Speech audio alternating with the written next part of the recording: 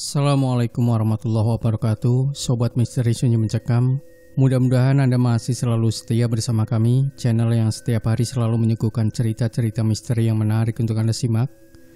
Dan kesempatan kali ini kami sudah menyiapkan sebuah kisah misteri yang berjudul Jadi Budak Pesugihan di Gunung Ringgit. Menantu, cucu, dan cucu menantu menjadi budak pesugihan demit Gunung Ringgit. Mereka dijadikan tumbal di alam astral gunung itu, dengan tugas utamanya memindahkan karung-karung yang berisi uang dan harta karun. Semakin banyak karung yang dipindahkan, akan semakin melimpah pula kekayaan orang yang telah menjadikannya sebagai tumbal. Lepas tengah malam, sekeping rembulan tampak jatuh terkulai di pucuk cemara. Hardi menyaksikan pemandangan tersebut dari balik jendela kamarnya yang ia sibakkan gordennya.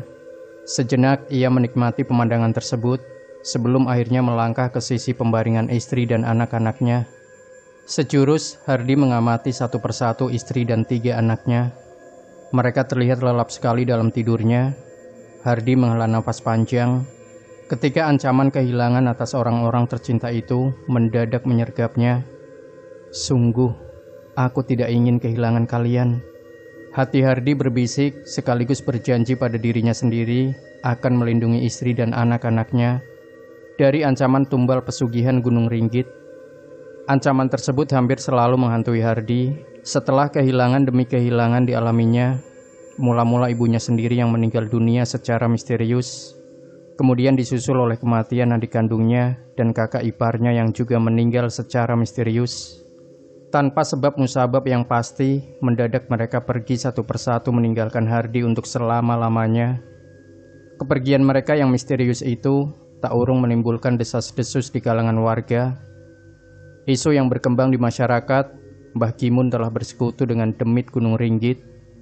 Atas persekutuannya itu, kakek Hardi tersebut mendapatkan kekayaan yang berlimpah dengan kompensasi nyawa menantu, cucu, dan cucu menantu.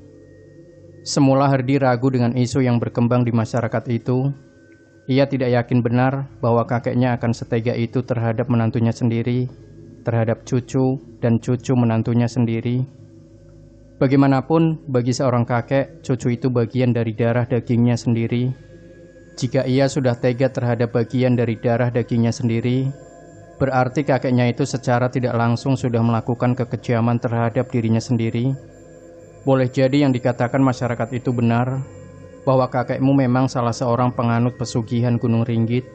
Tetapi ketika engkau malah mendapat marah dari kakekmu karena menanyakan kebenaran akan hal itu, engkau harus berusaha mencari jawaban dengan cara yang lain. Nasihat Kiai Gufron tiba-tiba terngiang di telinga Hardi. Bagi Hardi, Kiai Gufron seorang tua yang bijaksana. Dan malam itu, dalam kesendirian Hardi, segala ucapan dan nasihat Kiai Gufron kembali terngiang-ngiang, termasuk ketika Kiai Gufron berkata, "Sekarang coba kita berpikir dengan logika. Jika memang kakekmu itu benar-benar tidak bersekutu dengan demit Gunung Ringgit, mengapa setiap orang yang mengambil apapun dari pekarangan rumah kakekmu itu, setelah pulang ke rumah, tiba-tiba kerasukan, kejang-kejang dan bicaranya meracau?" Atas saran Kiai Gufron pula, Hardi bertekad untuk mengungkap tabir gelap yang menyelimuti kekayaan kakeknya yang dinilai tidak wajar. Pekerjaan spiritual itu akan dilakukan Hardi dengan didampingi Kiai Gufron. Lamunan Hardi buyar bersama telepon dari Kiai Gufron yang memintanya bersiap ke Gunung Ringgit.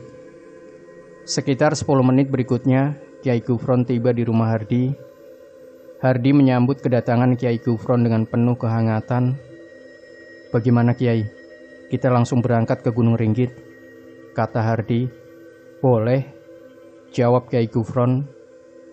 Setelah menempuh perjalanan sekitar 4 km, akhirnya Hardi dan Kiai Gufron tiba di Gunung Ringgit. Selama ini, masyarakat mengenal gunung itu sebagai tempat mencari pesugihan.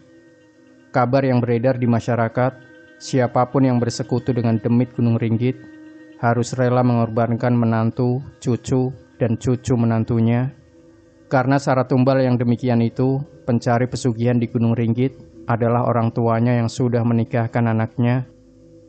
Tanpa banyak bicara, Kiai Gufron dan Hardi berjalan beriringan meniti jalan setapak yang cukup terjal. Pekerjaan spiritual malam itu akan dilakukan keduanya di salah satu titik keramat Gunung Ringgit.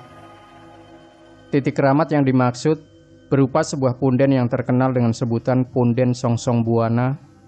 Di punden inilah negosiasi spiritual dilakukan oleh mereka yang ingin bersekutu dengan demit Gunung Ringgit dalam upaya mencari kekayaan. Hardi, yang harus kamu ingat, tugas saya hanya memperlihatkan alam astral Gunung Ringgit. Perkara bagaimana nanti keputusan sikapmu atas apa-apa yang kamu saksikan, itu sepenuhnya tergantung dirimu sendiri, kata Kiai Gufron mengingatkan Hardi. Ucapan itu disampaikannya setelah tiba di Punden Songsong Buana. Iya Kiai, saya mengerti. Saya hanya ingin mengetahui kebenaran di balik desas-desus yang beredar di masyarakat, bahwa kematian almarhum ibu saya, adik kandung saya, dan kakak ipar saya semata-mata disebabkan oleh persekutuan kakek saya dengan demit Gunung Ringgit, kata Hardi menanggapi pernyataan Kiai Gufron. Benar Hardi, kamu harus mendapatkan kebenaran terlebih dahulu dari sesuatu yang menjadi ketidakpercayaanmu itu, sebelum akhirnya menentukan langkah berikutnya sebagai amanah dari keputusanmu. Hanya dengan demikian, kamu akan berusaha mati-matian untuk melindungi dirimu sendiri, juga istri dan anak-anakmu dari ancaman tumbal pesugihan Gunung Ringgit, urai Kiai Gufron. Iya Kiai, saya paham, kata Hardi. Baiklah, sekarang kita mulai saja, ucap Kiai Gufron seraya mengambil tempat di sebelah Hardi. Apapun yang kamu lihat setelah berhasil memasuki alam astral nanti, kamu harus kuat. Semakin kamu kuat, semakin banyak hal yang bisa kamu lihat. Tetapi satu hal yang harus kamu ingat, bahwa apapun yang kamu lihat, jangan sampai kamu terpengaruh. Kamu harus tetap berada di tempatmu, dan jangan beranjak seinci pun di mana kamu berada. Lanjut Kiai Gufron memberikan wejangan-wejangan kepada Hardi. Baik Kiai, kata Hardi. Baiklah, sekarang kita mulai saja dengan menyebut asma Allah. Semoga Allah Subhanahu wa Ta'ala mengijabahi apa yang menjadi keinginan kita malam ini, kata Kiai Gufron seraya mengajak Hardi membaca basmalah sebagai tanda dimulainya aktivitas spiritual memasuki alam astral Gunung Ringgit.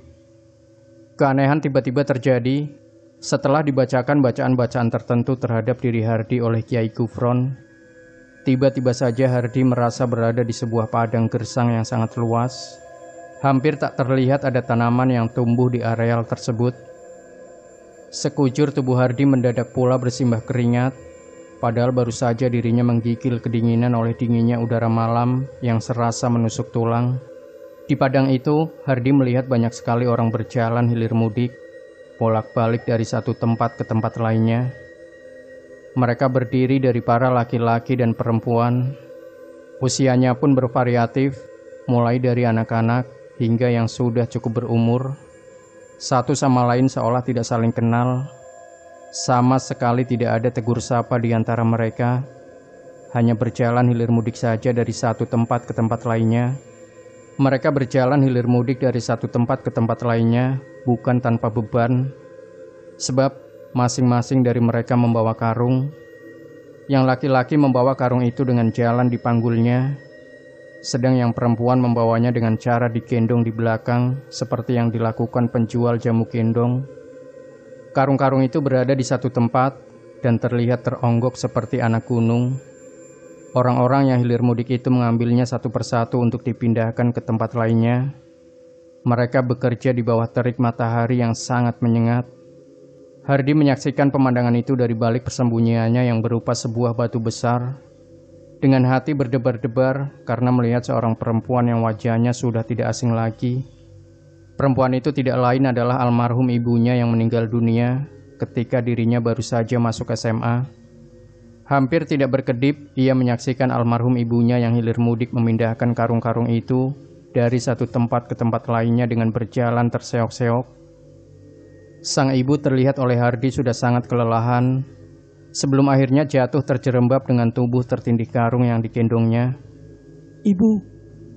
Spontan Hardi berseru melihat ibunya terjatuh mencium tanah. Ia ingin berlari menemuinya, tetapi aneh, kakinya mendadak seperti terpaku di tempatnya berpijak. Bahkan ketika akhirnya terlihat ibunya dicambuki secara bertubi-tubi dengan cemeti berduri oleh seseorang yang berdandan ala Algojo, Hardi tidak bisa berbuat apa-apa selain hanya menangis. Bukan hanya almarhum ibunya saja yang sempat terlihat. Hardi di padang gersang yang panas menyengat itu, ia juga melihat almarhum adiknya dan almarhum kakak iparnya. Seperti almarhum ibunya, keduanya juga menjalani aktivitas yang sama, yakni berjalan dari satu tempat ke tempat lainnya dengan beban karung yang dipanggulnya. Tetapi Hardi merasakan keanehan dari sikap mereka itu, di mana satu sama lain seperti tidak saling kenal. Bahkan ketika almarhumah ibunya jatuh dicambuki secara kejam oleh seorang Algojo yang berwajah sangar, baik almarhum adiknya ataupun almarhum kakak iparnya diam saja, sekalipun mereka melihatnya. Hardi sangat kesal dengan sikap almarhum adiknya dan almarhum kakak iparnya itu. Ia ingin sekali berlari dari tempat persembunyiannya dan membuat perhitungan dengan mereka. Tetapi lagi-lagi kaki Hardi mendadak seperti terpaku di tempatnya berpijak, hingga sama sekali tidak bisa bergerak. Di puncak kegeraman Hardi, mendadak terlihat almarhum adiknya jatuh kelelahan. Begitu juga dengan almarhum kakak iparnya. Keduanya pun mengalami nasib yang sama dengan almarhum ibunya, dicambuki secara bertubi-tubi dengan cemeti berduri oleh Algojo yang lainnya. Pemandangan tersebut membuat Hardi ingin melampiaskan kemarahannya, tetapi ia sama sekali tidak bisa bergerak dari tempatnya. Hardi benar-benar tersiksa, karena untuk berteriak saja mulutnya mendadak seperti terkunci. Benar-benar tak ada yang bisa diperbuat Hardi dengan pemandangan yang nyalang di depan matanya itu, sekalipun menimpa orang-orang yang sangat dicintainya. Allahu Akbar, Allahu Akbar, Allahu Akbar. Seruan Kiai Gufron bergema sangat menggetarkan. Bersamaan dengan itu, tiba-tiba saja pemandangan astral yang nyalang di depan mata Hardi lenyap. Hardi kembali di alam kenyataan dengan posisi sama sekali tidak berubah dari semula, yakni duduk bersila bersebelahan dengan Kiai Gufron. Cahaya sekeping rembulan yang berpendar di sebuah puncak pohon membantu penglihatan Kiai Gufron melihat mata Hardi berair. Itu air matanya. Sesenggukan tangis Hardi menyibak keheningan malam puncak Gunung Ringgit. Kiai Gufron berusaha menghiburnya. Hardi, hanya dengan mengikhlaskan yang telah terjadi, semuanya akan terasa ringan. Ini memang sulit. Saya sendiri belum tentu bisa melakukannya. Seandainya yang terjadi pada dirimu menimpa diriku, ujar Kiai Gufron dengan sangat hati-hati. Benar Kiai, saya akan mencobanya sekalipun sulit rasanya. Kini tak ada keraguan lagi bagi saya untuk mempercayai desas-desus yang selama ini beredar di masyarakat. Tugas saya sekarang adalah membentengi istri dan anak-anak saya dari ancaman tumbal pesugihan Gunung Ringgit. Saya mohon Kiai bisa membantu saya khusus untuk hal ini, kata Hardi di sela sesenggukan tangisnya. Insya Allah, dengan senang hati saya akan membantumu, tukas Kiai Gufron. Tetapi satu hal yang harus menjadi perhatianmu agar dirimu serta istri dan anak-anakmu terhindar dari ancaman tumbal pesugihan Gunung Ringgit. Lanjut Kiai Gufron. Apa itu Kiai? Tanya Hardi dengan penuh antusias. Jangan sekali-kali engkau menerima pemberian dari kakekmu berupa apapun, kata Kiai Gufron kepada Hardi serius. Jika engkau atau siapapun dari istri dan anak-anakmu sampai menerima pemberiannya, maka nasibnya akan sama seperti yang kamu lihat tadi. Jangan sampai keluargamu jadi budak demit Gunung Ringgit seperti yang terjadi pada almarhumah ibumu dan almarhum adik serta kakak iparmu, kata Kiai Gufron mewanti-wanti. Demikian Sobat Misteri Sunyi Mencekam. Jangan lupa tinggalkan komentar Anda, like, share video ini, subscribe channel Sunyi Mencekam, dan kembali nantikan cerita-cerita misteri terbaru dari kami. Wassalamualaikum warahmatullahi wabarakatuh.